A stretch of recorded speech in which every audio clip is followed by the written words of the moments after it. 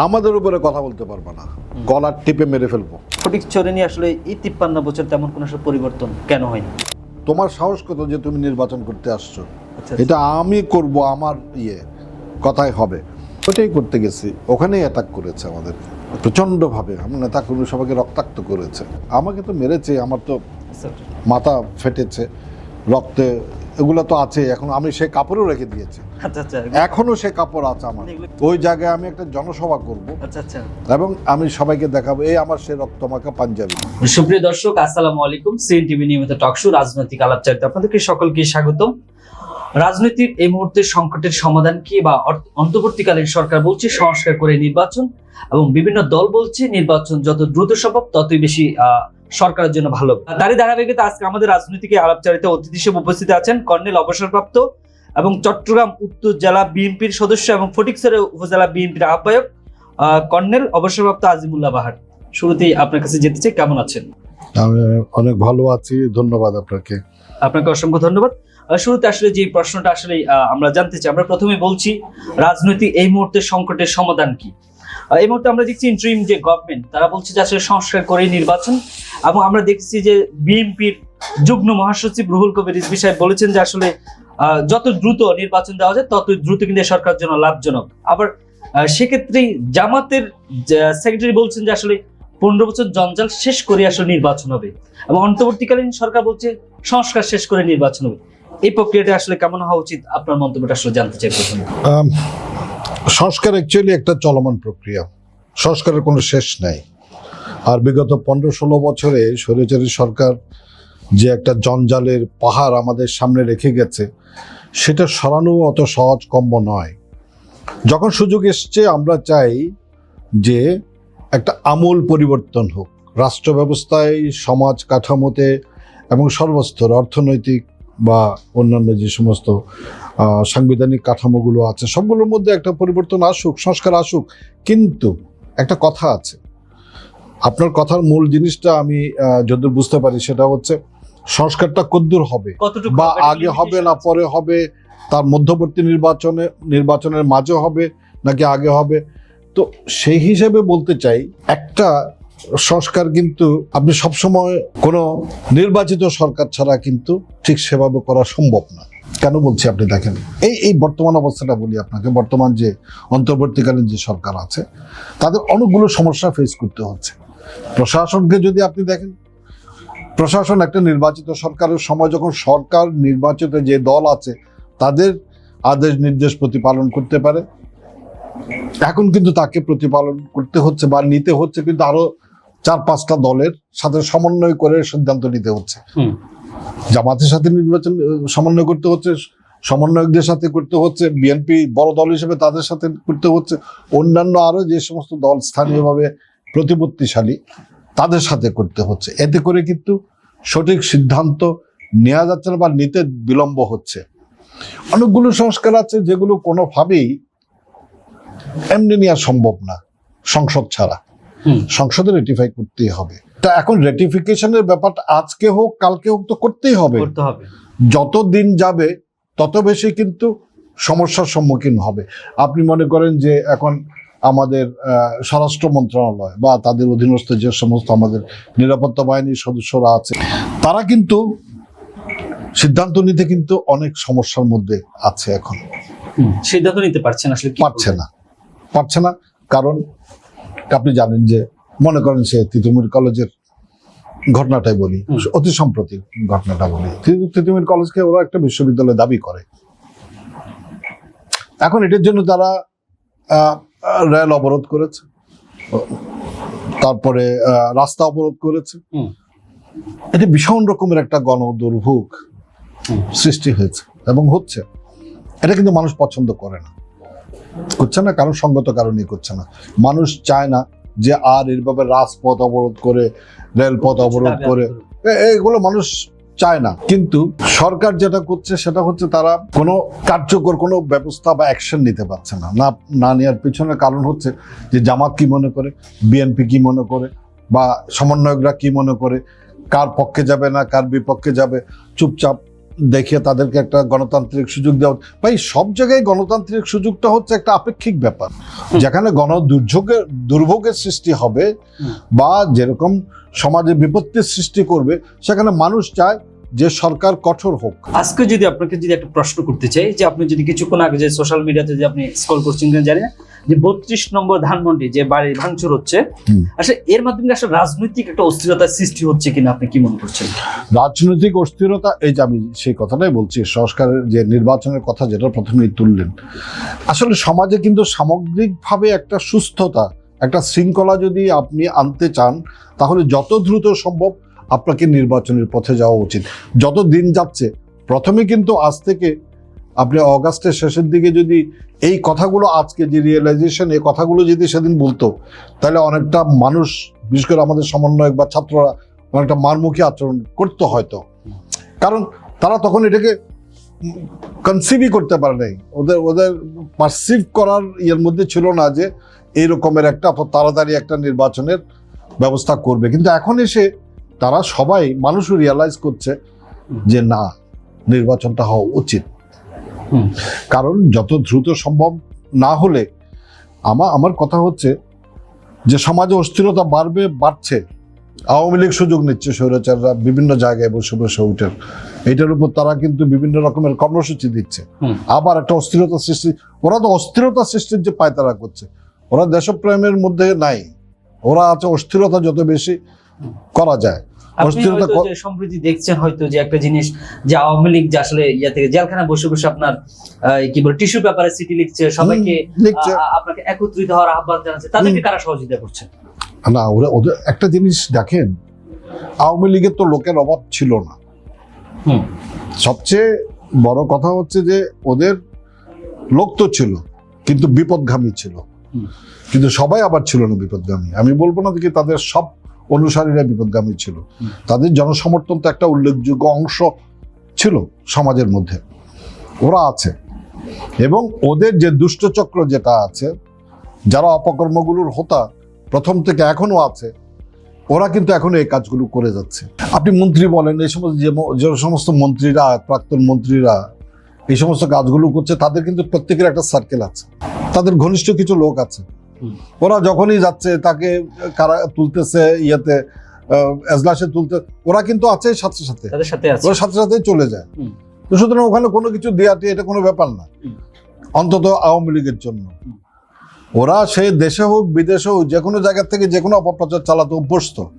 এটা একদিনে গড়ে ওঠে নাই, 15-16 বছরে অনেক কিছু করেছে, এখনো করছে। তো সুতরাং এটা কোনো ব্যাপার না। যেমন আজকে যে আমরা দেখছি আসলে BNP standing committee member Salahuddin সাহেব বলেছেন যে আসলে শস্যের মধ্যে ভূত, শস্যের মধ্যে ভূত রেখে আসলে এই সরকার আসলে ভালোভাবে সফল হতে পারবে না। আসলে বিষয়টা যদি বলতেন। এটা উনি যে অর্থে বলেছেন, বাট আমি যেটা মনে করি, শস্যের মধ্যে ভূত বলতে বোঝাচ্ছেন যে উনি অন্তর্বর্তীকালীন সরকার যেটা আছে তাদের মধ্যে কিন্তু হয়তো একজন এক এক মতাবলম্বী হতে পারে। ওদের তো পলিটিক্যাল আইডিওলজি তো আর সবার জানা নেই, কিন্তু কিছু তো জানা আছে। তো ফলে এখন যখন কোনো অ্যাকশনে গেলে তখনই বোঝা যায় যে কার কি মতবাদ বা কোন মতাবলম্বী সে মানে অনুসারী, স্পষ্ট হয়। এটা স্পষ্ট হয়। সুতরাং সেই হিসেবে উনি, আমি যেটা মনে করছি যে সেটা উনি সরকারের মধ্যে কিন্তু বিভিন্ন মতাবলম্বীরা রয়েছে, আস্তে আস্তে হয়তো বিভিন্ন কর্মকাণ্ডের মাধ্যমে তাদের নিজস্ব চিন্তা ভাবনার প্রকৃতিটা হয়তো ফুটে উঠবে, সে অর্থটাই হয়তো উনি মিন করেছেন। আচ্ছা।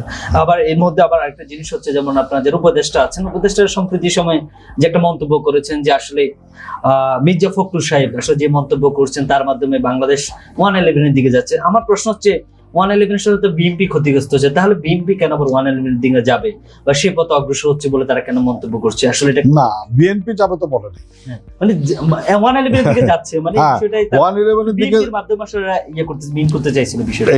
এটা 111-এর দিকে যাচ্ছে বলতে বুঝাচ্ছেন উনি যেটা বুঝাচ্ছেন, সেটা হচ্ছে 111-এর যে ইয়েটা হয়েছে, এটা হচ্ছে এখন যেটা, সেটা আর 111-এর মধ্যে তো একটা পার্থক্য আছে না? অন্তর্বর্তীকালীন সরকার এবং 111-এর সরকারের মধ্যে একটা পার্থক্য আছে। আমরা অন্তর্বর্তীকালীন সরকার চাচ্ছি, আমরা 111-এর সরকার চাচ্ছি না। হুম, তো আমরা 111-এর সরকার চাচ্ছি না বলে আমরা চাচ্ছি যে অতি দ্রুত সংস্কার যেগুলো প্রয়োজনীয় এগুলো করে, বাকি যে সংস্কারগুলো করতে হবে সেগুলো চিহ্নিত করে আমাদেরকে তাড়াতাড়ি করে জনগণকে তাদের ভোটাধিকারটা ফিরিয়ে দেওয়া হোক। তারা নির্বাচনের জন্য মুখিয়ে আছে, নির্বাচন করুক, একটা নির্বাচিত সরকার আসুক, আসলে পরে সমস্ত সমস্যার সমাধান হবে। অন্তত দেশ একটা ধারার মধ্যে পড়বে, একটা ধারার মধ্যে পড়বে, যে ধারার মধ্যে হয়তো কোনো রকমের কনফিউশন বা একটা ডিলেমা থাকবে না, তাই না? সিদ্ধান্ত নেওয়ার ক্ষেত্রে কোনো অস্থিরতা থাকবে না, একটা সুনির্দিষ্ট ধারার প্রবর্তন হবে। কারণ দলীয় সরকার, তাকে চিন্তা করতে হবে না যে অন্য দলের সাথে সমন্বয় করার দরকার পড়বে না। এখন যদি একটা ইউনিফাইড ডিসিশন দেওয়ার মতো যদি একটা সরকার সৃষ্টি না হয়, এই অস্থিরতা কিন্তু আরো বাড়তে থাকবে, আরো সমস্যার সৃষ্টি করবে।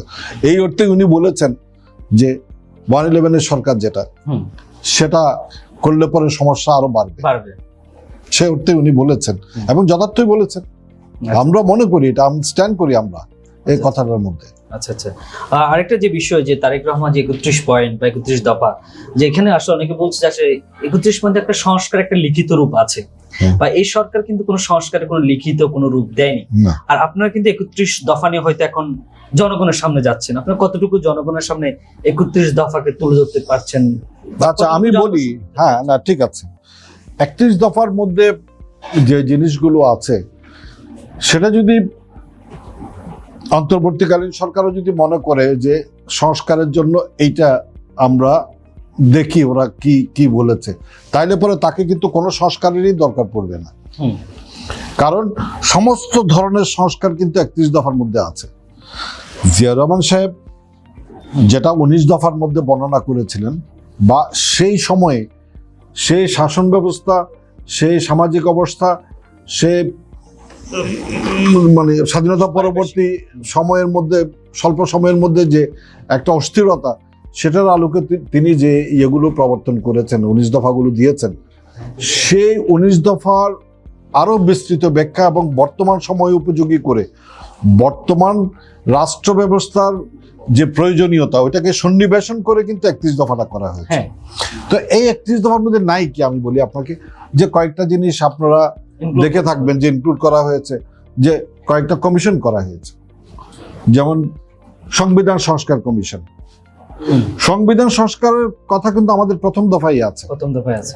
দ্বিতীয় দফায় আমরা বলেছি কি, যে একটা রেইনবো স্টেট, অন্তর্ভুক্তিমূলক, সম্প্রীতিমূলক একটা রাষ্ট্র, স্বপ্ন রাষ্ট্র, ন্যাশনাল কনসিলিয়েশন স্টেট। তো এটা এমনভাবে করার কথা আমরা বলেছি যাতে করে, যেটা সংস্কারের মধ্যে কিন্তু এখন চলে আসছে, যে প্রত্যেকটা মানুষ স্বপ্ন দেখেছে স্টেটের। 3 নম্বর ধারায় আমরা কি বলেছি? 3 নম্বর ধারায় আমরা বলেছি যে আমরা ওই যে কি বলে, তত্ত্বাবধায়ক সরকার ব্যবস্থার আমরা পুনঃপ্রবর্তন চাই। এটা এখন সরকার করেছে। 4 নম্বর আমরা কি বলেছি, যে সমস্ত সাংগঠনিক স্তম্ভগুলো আছে আমাদের, সেই স্তম্ভগুলোর মধ্যে একটা ক্ষমতার ভারসাম্য থাকতে হবে। বিচার ব্যবস্থা, শাসন ব্যবস্থা, পার্লামেন্ট, সবগুলোর মধ্যে একটা ক্ষমতার যেন ভারসাম্য থাকে। তো এটাই কিন্তু এখন কিন্তু কমিশন করে চাচ্ছে। 5 নম্বর আমরা কি বলেছি? 5 নম্বর আমরা বলেছি যে একজন 2 বারের বেশি প্রধানমন্ত্রী থাকতে পারবে না। আপনি দেখেন সততা, আমাদের যে দলের প্রধান তারেক রহমান, উনি নিজেই কিন্তু, আমরা দল যদি ক্ষমতায় যাই, নিঃসন্দেহে তারেক রহমানই হবে আমাদের সরকার প্রধান বা রাষ্ট্রপ্রধান। আমাদের এখন সরকার প্রধান, সংসদীয় ব্যবস্থা আছে, যখন আমরা সরকার প্রধান বলবো, তো সেখানে সেই তারেক রহমানই বলতেছেন যে 2 বারের বেশি থাকা যাবে না। তার মধ্যে কতটা সততা নিয়ে উনি এই কথাগুলো উচ্চারণ করছেন আজকে। তো এইটা কিন্তু আমাদের 5 নম্বরের ধারা। এখন কিন্তু যে সংস্কারের কথা বলছে, সংস্কারের মধ্যে 5 নম্বরে যে কথাগুলো বলছে, তার মধ্যে একটা হচ্ছে যে 2 বারের বেশি হওয়া উচিত না। 6 নম্বরে কি বলেছি আমরা? 6 নম্বরে বলেছি দ্বিকক্ষ বিশিষ্ট পার্লামেন্ট চাই আমরা। একটাতে উপরের কক্ষে থাকবে যারা রাজনীতি বিমুখ জনগোষ্ঠী আছে, কিন্তু সমাজে একটা অবস্থান আছে, সমাজে দেওয়ার মতো আছে, রাষ্ট্রবিজ্ঞানী আছে, সমাজবিজ্ঞানীরা আছে, ভূতাত্ত্বিক আছে, বিভিন্ন রকমের মানে বিশেষজ্ঞরা আছে, ডাক্তাররা আছেন, কিন্তু ওরা রাজনীতি করবে না, তাদেরকে কিন্তু দেওয়ার মতো কিছু আছে তাদের। তো তাদেরকে আমরা নেই, তাদের লাইক একই জিনিস হচ্ছে ইউকেতে সিনেট, ইউকের উচ্চ কক্ষ যেটা, উচ্চ পরিষদ। সেটা ওরা তো রাজনীতি করে না, হুম। ওদেরকে আনা হয়। ইউএসএ তে উচ্চ কক্ষ সিনেট, ওখানে অবশ্য ওরা রাজনীতি করে সিনেটরা, কিন্তু উচ্চ কক্ষ একটা, নিম্ন কক্ষ একটা, দুটো কক্ষ, চেক অ্যান্ড ব্যালেন্স রেখেছে ওরা। তো একই জিনিস তারেক রহমানও চিন্তা করেছে, হুম। হতে পারে, অসুবিধা কোথায়? তো এই যে উচ্চ কক্ষ, আমরা 7 নম্বর ধারাতে আমরা বলছি সংবিধানের 70 অনুচ্ছেদকে বাতিল মানে সংস্কার করতে হবে। এই যে প্রত্যেকটা জিনিস 8 নম্বরে বলেন আপনি, 8 নম্বরে দেখেন আপনি, আমরা বলছি যে একটা আধুনিক যোগোপযোগী একটা নির্বাচন কমিশন করতে হবে। হুম। এখন নির্বাচন কমিশন নিয়ে কিন্তু কমিশন করা হয়েছে, কিন্তু সেটা তো আমরাই বলেছি, আমাদের কথার মধ্যে আছে। এবং আমরা কিন্তু আজকে বলিনি, এটা এখন না, এটা 2022-এ করা হয়েছে। এবং আমরা 2022 থেকে কিন্তু এটার উপর সেমিনার, সিম্পোজিয়াম সব জায়গায় বিলি করছি, কথা বলছি, আমরা অনেকগুলো বৈঠক হয়েছে, কিন্তু আমাদের তো তখন সীমাবদ্ধতা ছিল, সরকার আমাদেরকে সে সুযোগ দেন, সেই তৎকালীন সরকার। সেই জন্য আপনি এরপরে ধারাবাহিকভাবে প্রত্যেকটি ইয়েতে যান, এরপরে দেখেন আপনি শাসন বিচার ব্যবস্থা আছে এরপরের ধারাতে, এরপরে আমাদের সংস্কার কমিশন আছে, ওই যে এরপরে ওই যে প্রশাসনিক সংস্কার কমিশন, তারপরে আছে আমাদের মিডিয়া সংস্কার কমিশন, তারপরে আছে ওমবাডসম্যান। এই যে প্রত্যেকটা ধারা, এই যে 31টা ধারা, আমি বলতে পারবো অনেক সময় যাবে, মোটামুটি সবগুলোর মধ্যে কিন্তু পুরো বাংলাদেশের পরবর্তী গুলো তো আরো ইম্পর্টেন্ট, মানে আরো বেশি সংস্কারের কাছাকাছি। এরপরে দুর্নীতি বিরোধী কথা বলা হয়েছে, এরপরে অর্থনৈতিক সংস্কারের কথা বলা হয়েছে, এরপরে কিন্তু ধর্মীয় স্বাধীনতার কথা বলা হয়েছে, এরপরে কিন্তু বিভিন্ন রকমের এই যে মজুরি কমিশন থেকে শুরু করে এগুলোর কথা বলা হয়েছে, প্রতিরক্ষা ব্যবস্থার কথা বলা হয়েছে, তারপর রেল, রোড এবং আকাশ ব্যবস্থার সংস্কারের কথা বলা হয়েছে। আসলে কিন্তু এখানে চলে আসছে সংস্কার। তো এখানে সংস্কারের তাইলে ধারাবাহিক প্রক্রিয়া, হ্যাঁ ধারাবাহিক প্রক্রিয়া যদি বলা হয় যে আপনারা কমিট করেন, তা আমরা তো কমিট করেই আছি আগে থেকে। এটা তো লিখিতভাবে একটা জাতির সামনে দেয়া, মানে এটা তো মস্করা করা না জাতির কাছে, এটা বলা যে আমরা এটা করব।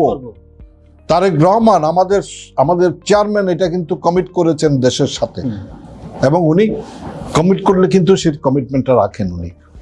ওনার অতীত, আমরা যারা রাজনীতির সাথে জড়িত, এই জাতীয়তাবাদী দলের রাজনীতির সাথে, তারা জানি উনি যেটা বলেন সেটা মেন করেন এবং সেটা করে ছাড়েন। আচ্ছা, উনি যে 31 দফা করেছেন, এই যে 31 দফা দিয়েছেন, আজকে যদি বিএনপি ক্ষমতায় যায় নির্বাচনের মাধ্যমে, তাহলে কিন্তু উনি এগুলো করবেনই, এইটা আমাদের করবে। এই দৃঢ় মনোবলটা কিন্তু আমাদের প্রতিটি কর্মীর কাছে আছে, আমাদের কাছে আছে, যে উনি এটা করবেনই। এবং দেশকে এর বাইরের সংস্কারটা আপনি করবেন কি?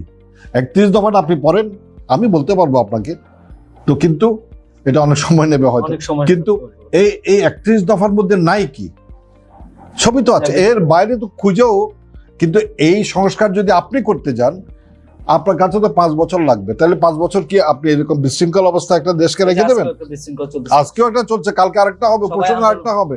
তাহলে এই বিশৃঙ্খল অবস্থার মধ্যে তো আপনি দেশটাকে এভাবে রেখে দিতে পারেন না।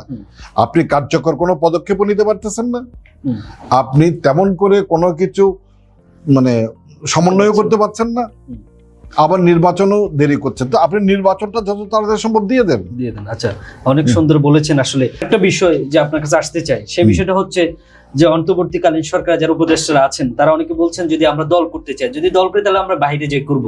আসলে এই যে তারা দল করতে যাচ্ছে, সেক্ষেত্রে আসলে কতটুকু সফল হবে আসলে দল করা? এবং প্রফেসর ইউনূস সাহেব বলেছেন, তাদেরকে সমর্থন দিয়েছেন যে আসলে তাদের দল করা উচিত, সেই বিষয়ে আপনি বলবেন যে আসলে কতটুকু আসলে তারা বলেছেন দল করা উচিত? উনি বলেছেন যে মানে তাদের পক্ষে একটা মতামত দিয়েছেন, বিবিসি এক সাক্ষাৎকারে উনি বলেছেন যে মতামত দিয়েছেন, তাদের করা উচিত বলে একটা মতামত দিয়েছেন। না, উনি সেটা বলেন তাই, উনি বলেছেন, কারণ উনি যে জায়গায় বসে আছেন ওখান থেকে ওটা উচিত বা অনুচিত বলতে পারেন না। উনি যেটা বলেছেন সেটা হচ্ছে যে ছাত্ররা ঐক্যবদ্ধ হয়েছে, ওরা তো দল গঠন করছে, এক্স্যাক্টলি এই কথাটাই বলেছে। তো দল গঠন করাটা তো অ্যাকচুয়ালি নাগরিক অধিকার, দল তো যে কেউ গঠন করতে পারে চাইলে। এর মধ্যে তো কয়েকটা দল হয়েছে, বাংলাদেশে তো 70-80টা দলই ছিল, এখনো আছে। মানে 70-80টা দলের মধ্যে কয়টা মানে পাবে, নির্বাচন কমিশনের নিবন্ধন পাবে, সেটা পরের কথা, ভিন্ন কথা, কিন্তু আছে তো দল, আছে। আছে। এখন প্রত্যেকের মধ্যে একটা প্রত্যাশা ছিল যে এই ছাত্ররা যদি ক্ষমতায় আসে বা ইয়ে করে, যে এই যে চেঞ্জটা 5 অগাস্টের, এই চেঞ্জের মাধ্যমে তো আমরা একটা নতুন বাংলাদেশ পেয়েছি। এটা কিন্তু ছাত্ররা যে কাজটা করেছে, এটা জাতি কৃতজ্ঞ তাদের কাছে, অবশ্যই। কারণ তারা বুকের রক্ত দিয়ে কিন্তু এই কাজটা করেছে। এটা তো শেখ হাসিনাকে তো আর কেউ বললো যে আপনি চলে যান, চলে যাওয়ার লোক তো উনি ছিলেন না, ওনাকে বাধ্য করা হয়েছে যাওয়ার জন্য। উনি বাধ্য হয়েছেন বলে আজকে এই অবস্থা। তো জনরোষ, এই জনরোষের এই ব্যক্তিটাকে কিন্তু বাড়িয়ে দিয়েছে সেটা হচ্ছে ছাত্ররা, এবং এটা চূড়ান্ত পর্যায়ে নিয়ে এসছে এবং নিয়ে তাকে বাধ্য করা হয়েছে ছাত্ররাই। তো এই ছাত্রদের একটা জিনিস বলি আপনাকে, ওরা একটা দল করবে বলছে। আপনি যদি একজন ম্যান্ডেট চাচ্ছে এখন, হ্যাঁ ম্যান্ডেট চাচ্ছে, ভালো কথা, দল তো করতেই পারেন ওনারা। কিন্তু আমি একটা কথা, যেটা আমি আমার ব্যক্তিগত অভিমতের কথা বলছি, আমার দলীয় না, আমার অন্য কারণ, আমার নিজের ব্যক্তিগত অভিমত, সেটা হচ্ছে আপনি যারা একটু বয়স হয়েছে, যাদের যে সমস্ত লোকজন যারা পরিণত বয়স্ক একটু, তাদের কাছে যদি জিজ্ঞেস করেন, তারা বলবে ভাই ছাত্ররাই তো আন্দোলন করে, কিন্তু রাজনীতি ভিন্ন জিনিস। হ্যাঁ, রাজনীতি হচ্ছে ভিন্ন জিনিস, রাষ্ট্র চালানো হচ্ছে ভিন্ন জিনিস। এটার সাথে কিন্তু ছাত্রদের ওই যে ইমোশন বা আবেগধর্মী, কারণ আবেগ না থাকলে আন্দোলন হবে না। আমাকে আপনি দেন রাজপথে গিয়ে একটা ইয়ে করতে, আমি তো 10 বার চিন্তা করব। কিন্তু আমি যখন তরুণ ছিলাম তখন কিন্তু আমি ছাত্র রাজনীতি করতাম। তখন কিন্তু আপনি আমাকে বলেন না বলেন, দিয়ে দেবো রক্ত, ভেসে যাব, করে ছাড়বো, ওই রকমের একটা ভাব ছিল। তার মানে কি, অনেকটা আবেগ তাড়িত, আবেগ ইমোশন করে ফেলবো, এই রকমের একটা জেদ, একটা প্রতিজ্ঞা, এটা নিয়ে কিন্তু আমরা রাজনীতি করেছি, এবং ছাত্ররাও এখনকার তাও করে। কিন্তু কিছুদিন যাওয়ার পরে তাকে যদি জিজ্ঞেস করা হয়, ভাই আমার তো সংসার আছে, ছেলে পেলে আছে, একটা চাকরি আছে, কিছু না কিছু, সে এগুলোর সাথে সমন্বয় করে কিন্তু তাকে রাজনীতিটা করতে হয়, এবং অনেক বাধ্যবাধকতার কথা চিন্তা করতে হয় এখন ছাত্র। তো সুতরাং রাজনৈতিক দল যখন করে, তখন সে আবেগের বাইরে গিয়ে তাকে চিন্তা করতে হয়। রাষ্ট্র পরিচালনা ডিফারেন্ট জিনিস, মানুষ সেটাই মিন করে। ডেফিনেটলি রাষ্ট্র পরিচালনার সাথে আন্দোলন করা দুইটা আলাদা জিনিস। রাষ্ট্র পরিচালনার জন্য যে ম্যাচুরিটির দরকার হয়, রাজনৈতিক প্রজ্ঞার দরকার হয়, তো এটা তো ছাত্রদের এই বয়সে থাকবে না। হ্যাঁ, ওরা সুন্দর কথা বলবে, সবকিছু করবে, কিন্তু ওই প্রজ্ঞাটা কিন্তু এখনো পর্যন্ত ওরা ধারণ করতে পারবে না, কারণ ওরা তো ওই স্টেজে পৌঁছে নেই। আমি বা আপনি, আমরা যারা একটু পরিণত বয়সে এসেছি, তারা জানি যে আমরা ওই সময়টা কাটিয়েছি কিভাবে, এখনকার মাঝে কিভাবে কাটিয়েছি, আমার পেশাগত জীবনে এখন কিভাবে কাটাচ্ছি। এই জিনিসগুলোকে যদি আমি পর্যালোচনা করি, আমি নিজেই উত্তর পাবো। তো এটা মানুষের ধারণা হচ্ছে যে এইটাকে না, ওদের গিয়ে তো হবে না, এটা হবে হয়তো। আবার এটাও হতে পারে যে ওরা একটা স্বতঃস্ফূর্ত সমর্থন পেয়ে গেল। হ্যাঁ, এটা এখন আপনি কিভাবে নিবেন, এটাই কথা। এখন সমর্থন পেয়ে গেলেন এবং মানুষ তাদেরকে একদম স্বপ্রণোদিত হয়ে সমর্থন করে, সমাজ ব্যবস্থার পরিবর্তনের প্রয়োজন আছে, সুতরাং তোমরা যাও, রাষ্ট্র চালাও, এটাও হতে পারে। তবে কোনটা হবে সেটা মানুষের কিন্তু সমসাময়িক সময়ে তাদের আচার আচরণ, তাদের ভাব চিন্তা ভাবনা, লেখালেখি, কথাবার্তা, সবগুলো বিচার বিশ্লেষণ করলে সেটার উত্তর পাবেন আপনি।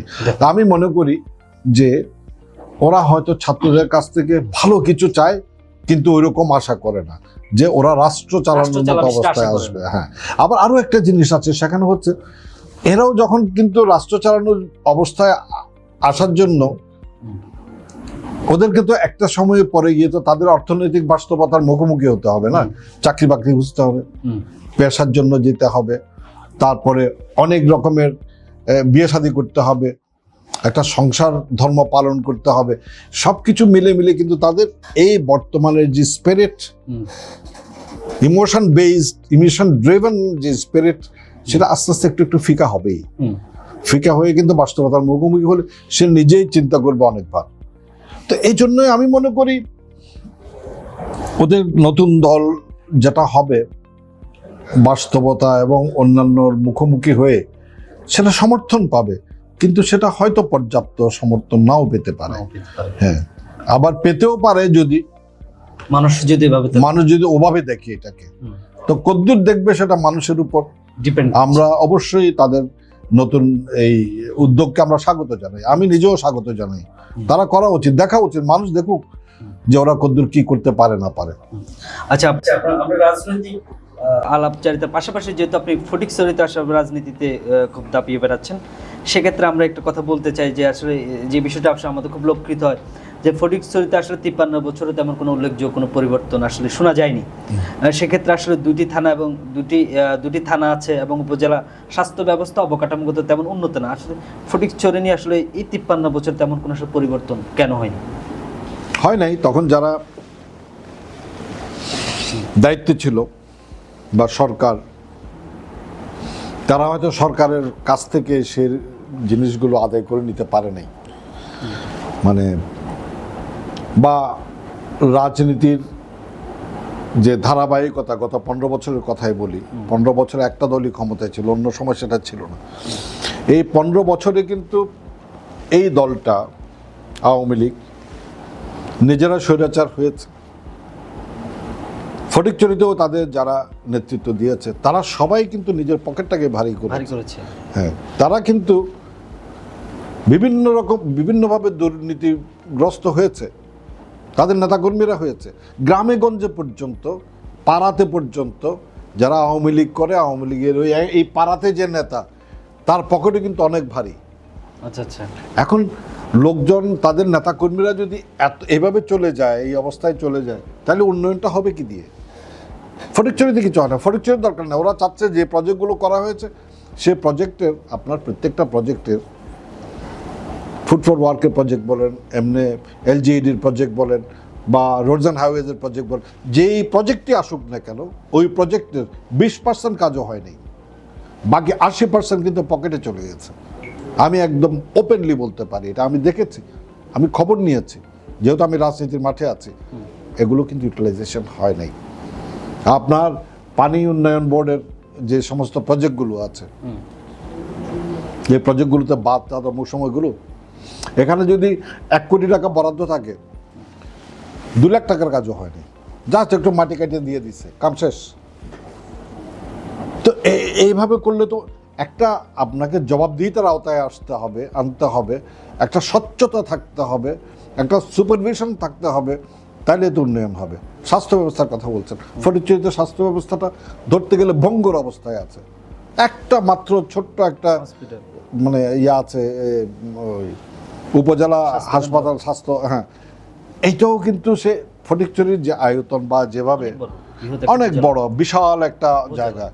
আপনার ওদিকে মানে বাগান বাজার ইটসেলফ, বাগান বাজার ফটিকছড়ি থেকে যদি আমি নাজিয়ার থেকে যাই, ওখানে 26-27 কিলোমিটার দূরে হচ্ছে বাগান বাজার, আর এদিকেও কিন্তু প্রায় 20 কিলোমিটার দূরে আবদুল্লাপুর। আচ্ছা আচ্ছা। তার মানে দুইটার বিস্তৃতি দেখেন আপনি কত বড় বিশাল।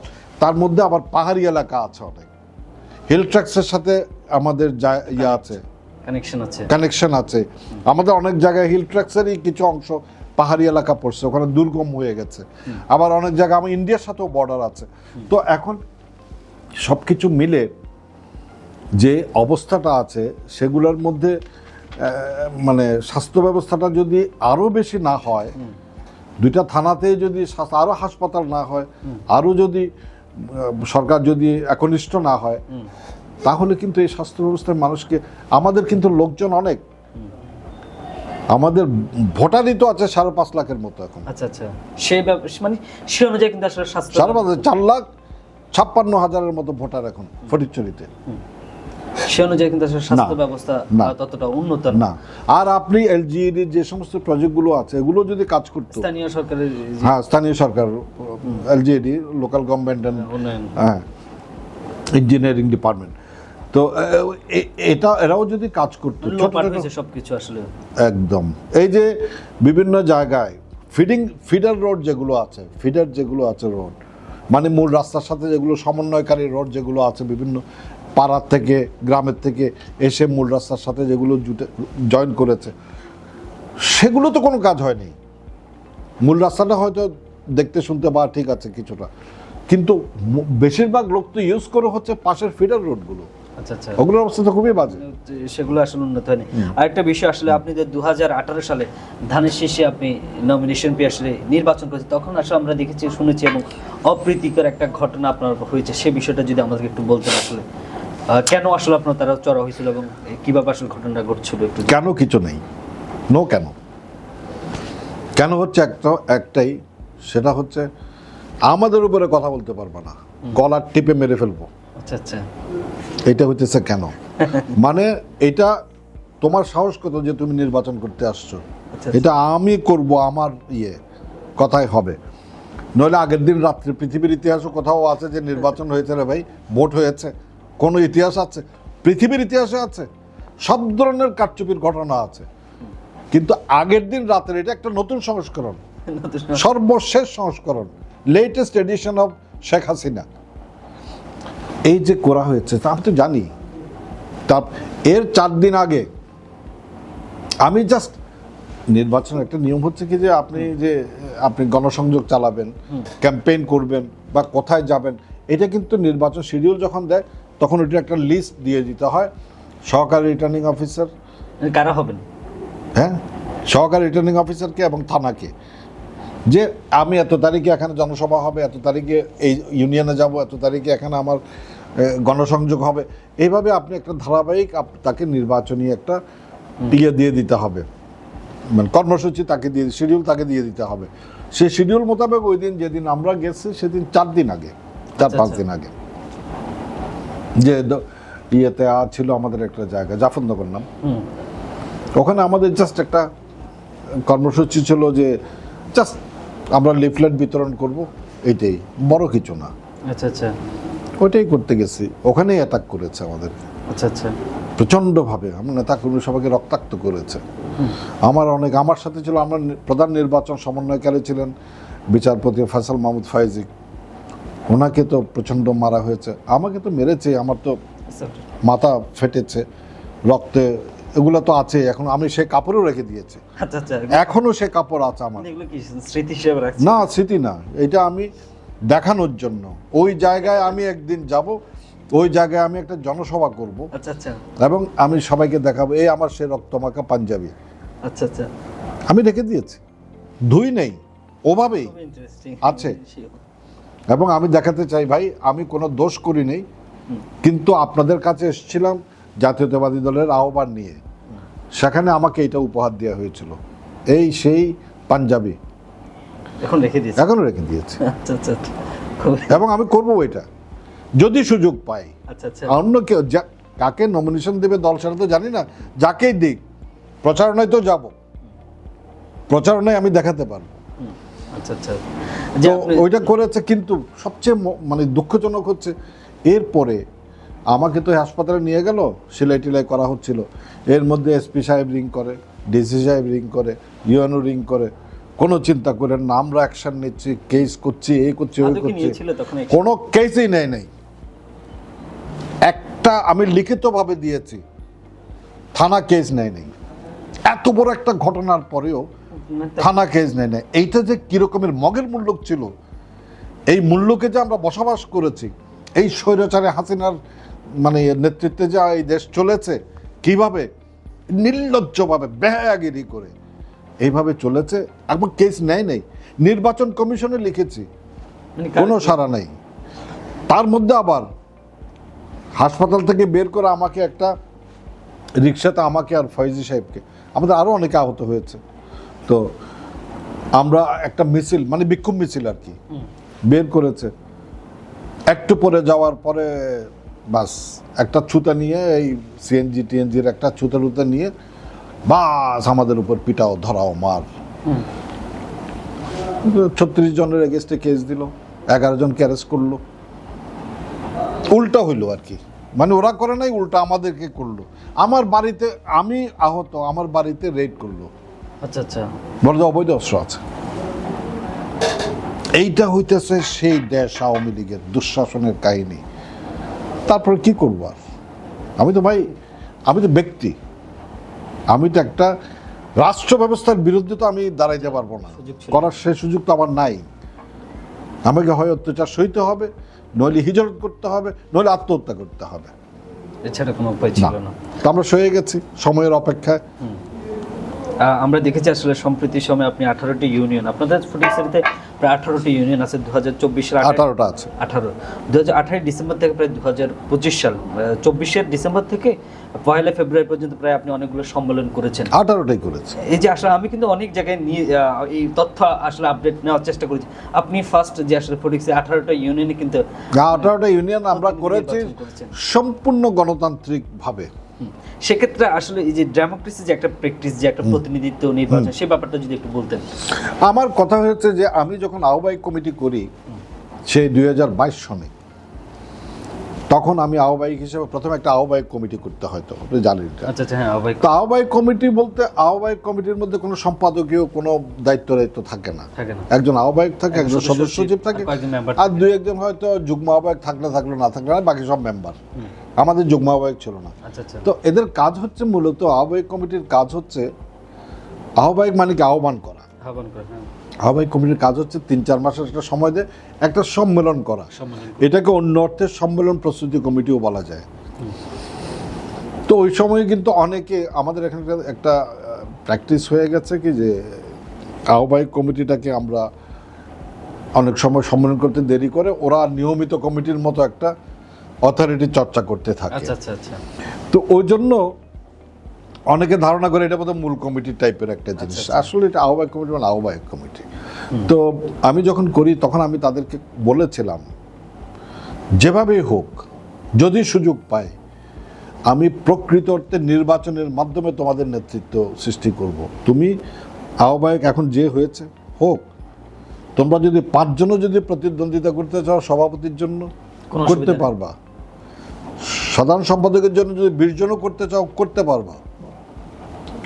দ্বিবার্ষিক সম্মেলনের মাধ্যমে প্রতিযোগিতামূলকভাবে ব্যালটের মাধ্যমে তোমরা ভোট দিয়ে তোমাদের নেতৃত্ব তোমরা নির্বাচন করবা, যার ইচ্ছা সেই দাঁড়াবা, ওপেন গণতান্ত্রিকভাবে। এটা হচ্ছে গণতন্ত্রের চর্চা। এবং তুমি ইয়ে করতে পারবা, আমি কোনো পক্ষে যাব না, আমি নির্বাচন অনুষ্ঠান করব, আমি তোমাদেরকে যেই করো সেটাই করব দিব, এবং সম্মেলন হবে, জমজমাট হবে, মানে উৎসব মুখর হবে, তুমি প্রচারণা চালাবা দিন। এতে করে হয়েছে কি এবার আমি কিন্তু সেই জিনিসটাই সুযোগ পেয়েছি, সেই জিনিসটাই করেছি, যে কমিটমেন্টটা আমি আমার লোকজনকে দিয়েছি। আমি এখন এমনভাবে হয়েছে উৎসব মুখরভাবে সবাই ব্যালটের মাধ্যমে ভোট দিয়েছে, তাদের নিজস্ব প্রার্থীকে দিয়েছে, এক এক জায়গায় 4 জন 3 জন 4 জন এইভাবে প্রার্থী এক একজন সভাপতির জন্য সাধারণ সম্পাদকের জন্য দাঁড়িয়েছে, ভোটাভুটি করেছে।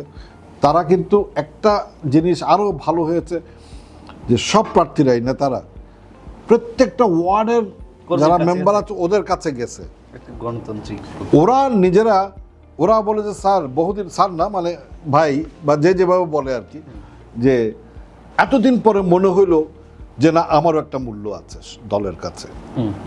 মানে যে মানে তৃণমূল পর্যায়ে চলে, তৃণমূলের একদম ওয়ার্ডে একদম সর্বশেষ স্টেজে, হ্যাঁ ওদের কাছে ওরা বললো যে আমরা ফিল করলাম, আমি দেখলাম তো চোখের সামনে, আমরা তো নির্বাচন করছি, আমার নেতৃত্বে কাউন্সিল হয়েছে, আমরা দাঁড়িয়েছি বসছি চলছে, আমি নির্বাচন পরিচালনা কমিটি করেছি, ব্যালট বাক্স করেছি, ব্যালট করেছি, সিল করেছি, সব কিছু হচ্ছে একদম পুরো সংসদ নির্বাচন চাইতে 10 গুণ বেশি এফেক্টিভ। সংসদ নির্বাচনে অতটা গভীরে যাওয়া যায় না, আমরা অতটা গভীরে গেছি। তারপর কারণ ওখানে তো লিমিটেড ভোট, খুব বেশি ভোট তো না, অনলি কাউন্সিলর হচ্ছে যারা মানে কমিটিতে আছে সবাই ওরা ভোট দিয়েছে, ভোট দিয়ে তাদের নেতৃত্ব নির্বাচন করেছে। এবং আমি খুবই সন্তুষ্ট চিত্তে তাদেরকে বলেছি যে তোমার নেতৃত্ব তুমি নির্বাচন করেছো, ওরা অনেক হ্যাপি। আর আমাকে তো কেউ প্রশ্নই আসে না যে অন্য সময় হলে আমি নির্বাচন করে দিলে এই বলতো যে ভাই আমি আমার ওরে দিচ্ছেন আমারে দেন নাই, এই বলতো আমারে দেন নাই, আমি যোগ্য।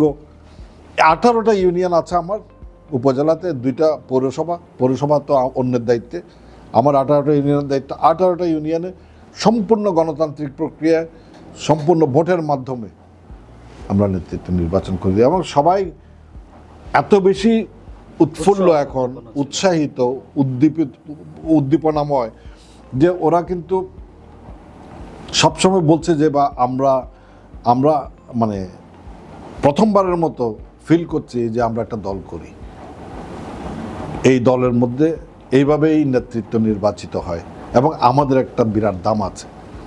ভ্যালুটা তারা বুঝতে হ্যাঁ, পেরেছে। ভ্যালুটা সর্বোপরি আসলে যে প্রশ্নটাই আমরা আসলে শেষ করতে চাই, আসলে ফটিকছড়ি মানুষ তো আপনাকে নিয়ে স্বপ্ন দেখে, তাদের যদি কিছু আপনার ভাবনার কথা যদি তাদেরকে জানাতেন, ফটিকছড়ি নিয়ে আপনি কি কি আমি আগের ইয়েতেও বলেছি, এটা আমার ভাবনাটা কিন্তু অনেক, ওইটা হয়তো স্বল্প পরিসরে একটু জানান। স্বল্প পরিসরে বলতে গেলে আমি এটা তো গতানুগতিক কথা হয়ে যাবে। আমার জন্ম, বেড়ে ওঠা, আমার সব কিছু কিন্তু ফটিকছড়িতে। প্রাথমিক শিক্ষা থেকে শুরু করে মাধ্যমিক, উচ্চ মাধ্যমিক পর্যন্ত আমি এই ফটিকছড়িতে আমি শেষ করেছি। তখন থেকে মধ্যবিত্ত পরিবারের সন্তান আমি, কিন্তু তখন থেকেই আমি সেই সময়কার সমাজ ব্যবস্থায় যা কিছু দেখেছি। আমার পড়াশোনাটা শুরু মাধ্যমিক স্তর পর্যন্ত কিন্তু পাকিস্তানের সময়ে, তৎকালীন পাকিস্তান। তো ওই সময়ে যে সমাজ ব্যবস্থা, সমাজের মধ্যে যে একটা মানে মানুষের মধ্যে কষ্টের একটা দিন যাপন করার মতো একটা সময় গেছে, ওই সময়টাতে কিন্তু আমরা স্কুলে যেতাম, দেখতাম যে মানুষ কিভাবে কষ্ট করে দিনাতিপাত করছে, কিভাবে দিনমজুররা। তখন থেকে কিন্তু আমার মাথার মধ্যে আছে যে কোনো সময় যদি আমি সুযোগ পাই, আমি ফটিকছড়ির জন্য কিছু করব, মানুষের জন্য কিছু করব। হ্যাঁ, অনেক আগের প্ল্যানিং। আমি তো একজন ক্ষুদ্র মানুষ হিসেবে ফটিকছড়ির বাইরে যেতে পারিনি। প্রথমে চিন্তা করতাম যে আমার পাড়ার জন্য কিছু করব, তারপর যত একটু বড় হচ্ছে তখন মনে করছি না আমার ইউনিয়নের জন্য কিছু করব, গ্রামটার জন্য কিছু করব। তারপরে ফটিকছড়ি পর্যন্ত গেছি যে ফটিকছড়িতে ফটিকছড়ির জন্য কিছু করব। মা, এটা তো আমরা যা কিছু করি ফটিকছড়ির জন্য করা মানে বাংলাদেশের জন্য করা। হ্যাঁ, জিনিসটা তো ওভাবেই। তো এই ফটিকছড়ির জন্য করার চিন্তা ভাবনাটা তখন থেকেই কিন্তু আমার মধ্যে আছে। এই জন্য ফটিকছড়িকে নিয়ে কিন্তু আমি বিভিন্নভাবে স্টাডি করার চেষ্টা করেছি। আয়তন কত দূর, কীভাবে সমস্যাগুলো, কোথায় সমস্যাগুলো আছে, প্রায়োরিটি ওয়াইজ কীভাবে সমস্যাগুলো সমাধান করা যেতে পারে, কীভাবে করলে পরে এগুলো সমাধান আসবে, এই সমস্ত চিন্তাভাবনার কিন্তু আমার একটা বিধিবদ্ধ একটা হিসাব আছে, যেগুলো আমি নোট করে রেখেছি। যে প্রথমে জিওগ্রাফিক্যাল যে অবস্থান ফটিকছড়ির, সেটাকে মাথায় রেখে কিন্তু আমি বিশ্লেষণ করেছি। কারণ ডেমোগ্রাফিক যে বিন্যাসটা ফটিকছড়িতে, সেটা কিন্তু একটু পিকুলিয়ার। তার মধ্যে আবার টেরিটরির যে অ্যারেঞ্জমেন্ট, সেটাও একটু ডিফারেন্ট। যে সমস্ত ইয়েগুলো আছে, প্রবলেমসগুলো আছে, এগুলোর ব্যাখ্যা করলে কিন্তু সেটারও কিন্তু একটা ডিফারেন্ট অ্যারেঞ্জমেন্ট আছে। এইভাবে প্রত্যেকটা জিনিসের কিন্তু একটা আলাদা আলাদা রূপরেখা আছে, যেটাকে কিন্তু সমাধান করতে গেলে কিন্তু one has to be very specific about it. হ্যাঁ, এই জন্যে আমি এগুলো বলছি যে আপনাকে এত সংক্ষেপে হয়তো বলা সম্ভব না, অনেক লম্বা সময় লাগবে। সোজা কথা হচ্ছে ফটিকছড়ি নিয়ে আমার ওই যে চিন্তা ভাবনাগুলো সাধারণত আমরা ফটিকছড়িকে নিয়ে এই গ্রামগঞ্জের উন্নয়ন করব, রাস্তাঘাটের উন্নয়ন করব, এটা করব বলে সাধারণ কথাবার্তাগুলো ইলেকশন সময় ছেড়ে দেয় না, আমি এটা বলতে চাই না। আমার কিন্তু হিসাবটা জাস্ট অন্য জায়গায়। ফটিকছড়িতে যদি আমি সুযোগ পাই এবং যেভাবে হোক, সরকারকে যেভাবে প্রভাবিত করে হোক, যেভাবে করে হোক, যদি সুযোগ পাই আমি, তাহলে কিন্তু আমি একটা ডিফারেন্ট ওয়েতে পুরো সমন্বিত একটা উন্নয়নের দিকে যাব। সমন্বিত বললাম, ওইটার মধ্যে বাকিগুলোকে সমন্বয় করে আমার মতো করে আমি আনতে চাই। তো ওইটা বলতে গেলে তো এখন অনেক সময় লাগবে, সুতরাং আপনি বুঝে নেন সেটার মধ্যে সব ব্যবস্থাগুলো যেন থাকে। প্রশাসনিক ব্যবস্থাটাই প্রথম। স্থানীয় সরকারের যে প্রতিষ্ঠানগুলো আছে, তাদের যে কাঠামো এবং তাদের যে প্রতিনিধিরা আছে, তারা যেন প্রথমত উন্নয়নের প্রতি মানে হয়, একনিষ্ঠ হয়। তাদের মধ্যে যেন এটা না হয় যে আমি পয়সা বানাবো, এই করব ওই করবো, ওইটাকে প্রথমত। তারপরে বাকিগুলো স্বাস্থ্য বলেন, যোগাযোগ বলেন, অন্যান্য খাত যেগুলো বলেন, বিচার বলেন, স্থানীয় পর্যায়ের বিচার ব্যবস্থা বলেন, বা সমস্ত কিছু নিয়ে আমার একটা ভাবনা আছে, পরিকল্পিত এবং আমার একটা সুনির্দিষ্ট ভাবনা আছে। আপনাকে অসংখ্য ধন্যবাদ। সর্বশেষ আপনি যে সিএনটিভির দর্শক কলা কৌশলী যারা আপনার এতক্ষণ পর্যন্ত প্রোগ্রাম দেখছে তাদের উদ্দেশ্যে যদি কিছু বলতেন। আমি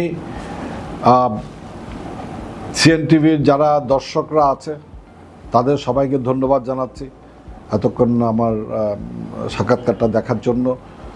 একই সাথে সিএনটিভির যারা কলা কুশলীরা আছেন, পর্দার ক্যামেরার পেছনে যারা আছেন, যারা পরিকল্পনা করেছেন, এবং আপনাকে সবাইকে আমি আন্তরিক ধন্যবাদ এবং কৃতজ্ঞতা জানাচ্ছি আমাকে সুযোগ দেওয়ার জন্য, দর্শকদের উদ্দেশ্যে কিছু বলার জন্য এবং সমসাময়িক প্রসঙ্গগুলোকে তুলে আনার জন্য। তো আপনাদের সাথে আবারও দেখা হবে। ধন্যবাদ সবাইকে।